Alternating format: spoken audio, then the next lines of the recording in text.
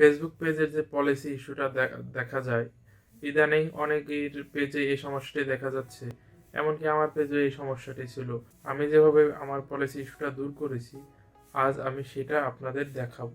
Policy issue দূর করার জন্য আপনাদের মাথায় 3টা জিনিস রাখতে হবে।